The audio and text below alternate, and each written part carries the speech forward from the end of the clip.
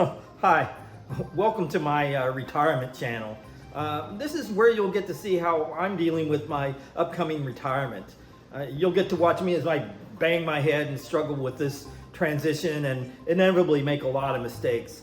But I think it's really going to be about a lot more than that. As I'm trying to redefine myself in my retirement, I've come to see it's really going to be more about finding a sense of purpose. Yeah, this channel will document my transition into retirement, but a big part of it will be reflecting on the journey that's brought me to this point. And of course, I'll be making mistakes and you'll learn a lot about my shortcomings. And maybe it will be something that you can learn from. So pay attention and maybe you'll learn something from all the mistakes I'm about to make.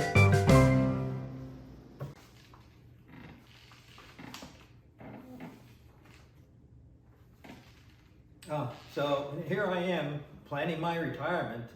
I guess I'll just be talking about my experiences as I go through this process of ending my career and discovering exactly what it means to be retired. I was eligible to retire with a pension several years ago, but I told myself, I don't really want to retire until I know exactly what I'm going to be doing in this retirement. Now, I don't really want my videos to be about giving advice, but I think if I were to give some advice, this really might be it. I've been pretty lucky in that I feel I've never really worked much throughout my various careers as an artist, an arts administrator, and an educator. For the most part, I've been lucky enough to always be doing what I wanted to do.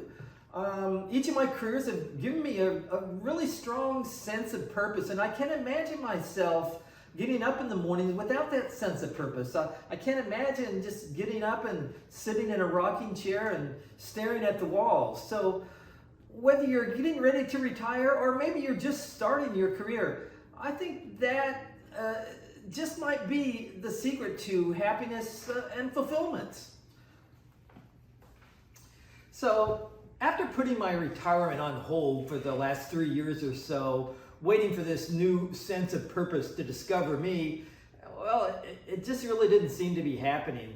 So I decided maybe the thing to do would be just to force the issue.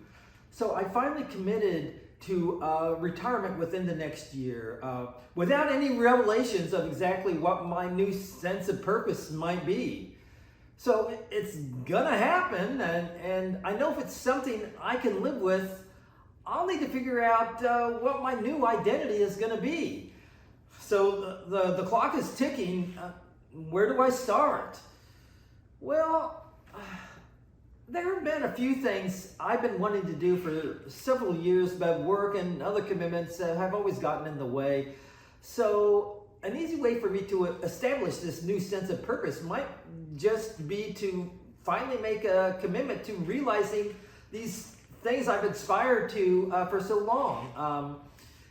Now, I don't want to call this a bucket list. I don't want this to be something I just rush to check off before I check out. I want it to be something that grows and evolves. Right now, I've got these 3 things that I've been thinking about, and if you know me, you probably have a pretty good idea of what they are.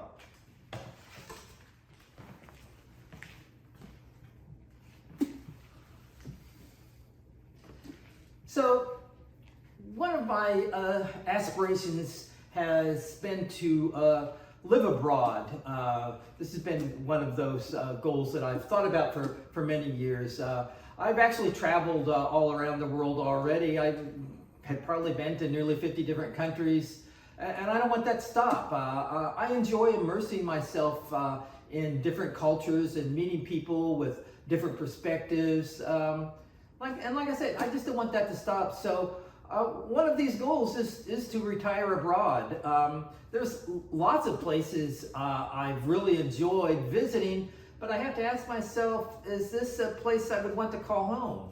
So I'm thinking what might actually be the smart thing to do is not pick a place to retire right away. I'm thinking about simply moving somewhere for maybe 3 to 6 months, and then maybe moving on to another place for a time, and then another. And this will give me a much better idea of what it's like to actually live in some place on a day-to-day basis.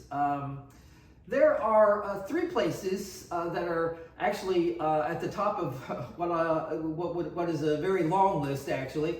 But there's 3 places that right now are at the top of that list, and one of them would be Thailand.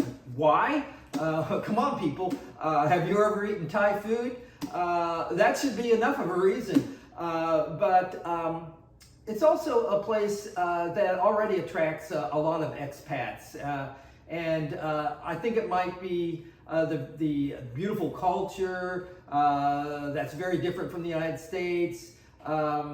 Now, I think most expats are drawn to the southern area and the beaches, but I really enjoyed the time I spent in Chiang Mai.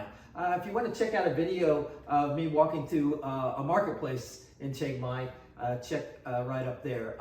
Another place that's really popular with expats, it's been over 40 years since I've been there, but that would be Portugal. I was in my early 20s when I first visited there. I think the biggest attraction to me now would be the ability to easily travel throughout the rest of Europe. There are also a few places in South America that would include Peru and Ecuador.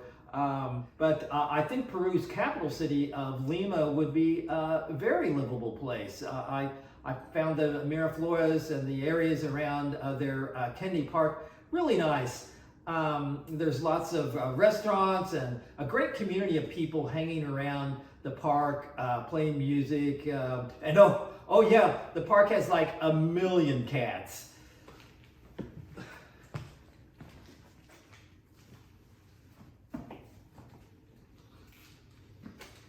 Well, now, Ecuador would be very similar to Peru, I guess. And I can definitely imagine myself spending a little more time in the Galapagos Islands. Another goal that I've had is to hike one of the major trails here in the United States. Probably either the Appalachian Trail or the Pacific Crest Trail. It's been over 20 years actually since an artist I had worked with told me that she was planning on hiking the Appalachian Trail, and there was something about that has just always stuck in my mind, and I've been wanting to do. I have done a little bit of hiking since then, nothing like one of those major trails, but I've hiked the Inca Trail a couple of times, and I've even hiked on Mount Kilimanjaro, and I hiked the W Trek in Patagonia.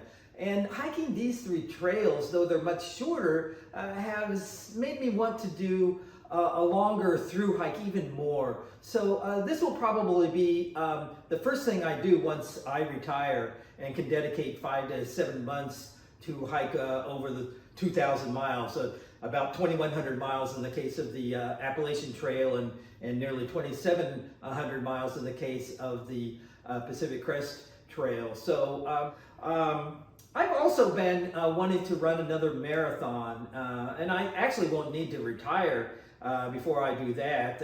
I've run the Chicago Marathon in 2002 and the Dallas Marathon here in 2007. So if you do the math, you know that that's been over 15 years since I've run a marathon, but I have done a few half marathons since then, and I'm signed up to do the Dallas half marathon in actually just a few weeks. So now I just have to figure out exactly what marathon it might be that I'll want to do. So those are the 3 things that should keep me pretty busy for the next couple of years. I'm also kind of curious to see what direction this YouTube channel might go. So I hope you subscribe and keep following my adventures into retirement, whatever they might turn out to be. If nothing else, it should provide you with some laughs, because I'm sure that I'm going to be making lots of mistakes along the way. So that's about it for now. Feel free to post any suggestions that you might have below.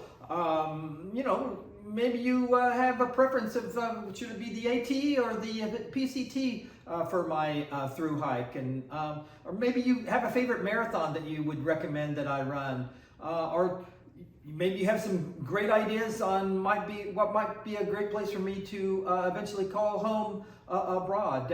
I'm looking forward to reading your remarks. Well, it looks like I've survived another video. Thanks for watching, and don't forget to hit those like and subscribe buttons.